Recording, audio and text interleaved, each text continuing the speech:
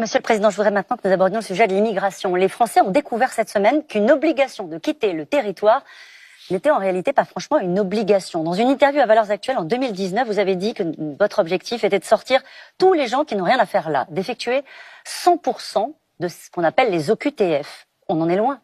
On est à 5,6%. Pourquoi ?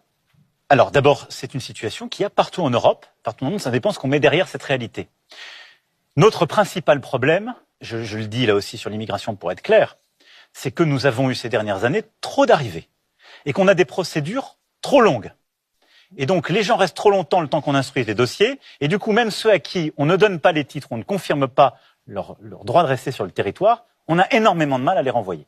C'est pour ça que je veux un débat dans les prochaines semaines au Parlement et qu'au premier semestre de l'année prochaine, nous devons réformer en profondeur nos règles, nos lois pour simplifier les procédures, pour pouvoir instruire plus vite les dossiers et donc mieux protéger, mieux accueillir celles et ceux qu'on veut accueillir, parce qu'il y a aussi celles et ceux qu'on veut intégrer, qui risquent leur vie dans leur pays, ou l'immigration économique dont on a besoin, et pouvoir plus vite raccompagner dans leur pays celles et ceux qui n'ont pas vocation. Votre objectif reste 100%? Ensuite, Votre objectif oui reste pour les 100%. obligatoires, parce que quand on a deux types d'obligations de quitter le territoire français. On a ceux qu'on remet à quelqu'un à qui on a dit non, on vous donne pas un visa ou non, on vous donne pas l'asile.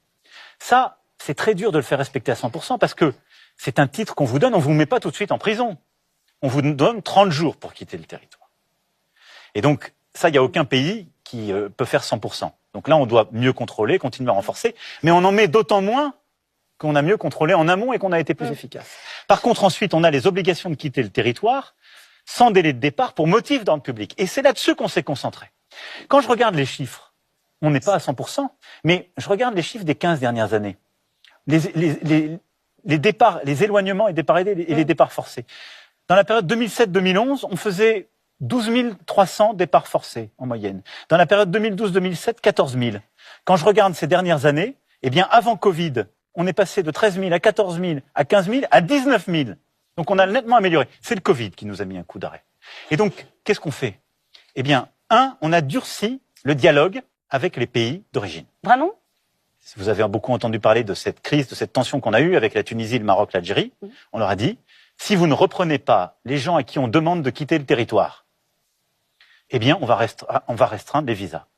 Et on s'est concentré sur les étrangers. Ça a marché, ça? Ça a marché parce que on a, en 2 ans, réussi à renvoyer chez eux 3 000 personnes qui étaient en situation régulière, qui troublaient l'ordre public, mais surtout depuis un texte, une circulaire du ministre de l'Intérieur d'août 2021, on a largement augmenté les retours et fortement augmenté, comme on l'avait jamais fait, ces retours. Simplement, qu'est-ce qu'on a fait? On s'est concentré sur ces obligations de quitter le territoire français pour les étrangers en situation irrégulière qui troublaient l'ordre public. Donc on va continuer cet effort, le concentrer. Ensuite, on va durcir les règles. Et on va durcir, mais dans un dialogue responsable, exigeant, que je veux coopératif avec ces pays d'origine.